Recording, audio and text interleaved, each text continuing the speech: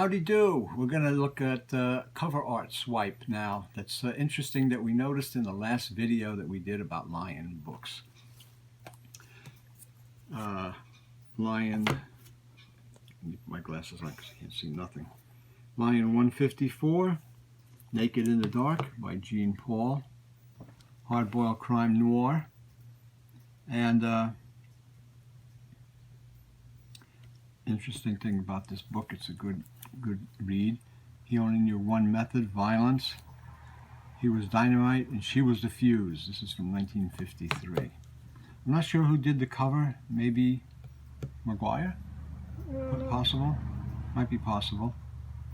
But the cover image was appropriated in about 1965 by Uptown books. There's this Uptown book number 700. He Kissed Her There by Greg Tyler. And she moved like all the animals of the plains, effortlessly and with a grace and style that no civilized creature could have. This was only the beginning of a weird, wanton affair. So, he kissed her there. Now, the interesting thing is here she is, the red dress, and she's pointing down there. And then they took that and they did the same image. I think it's not coincidence. I think that the artist here definitely... If you turn Naked in the Dark a little bit, the angle of it, you could see her hand better angle. Is that better? No, at the angle of her hand. Yeah. Like this. Yeah. And you could see how close that hand is. Yeah. The hand is very close to the That's Garden funny. of Earthly Delights. It looked familiar. Yeah.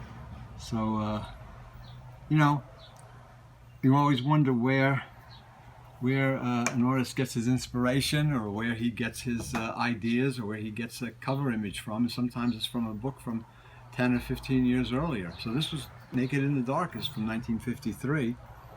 He Kissed Her There. There's no date on it. And these 60s sleaze books sometimes didn't put any information.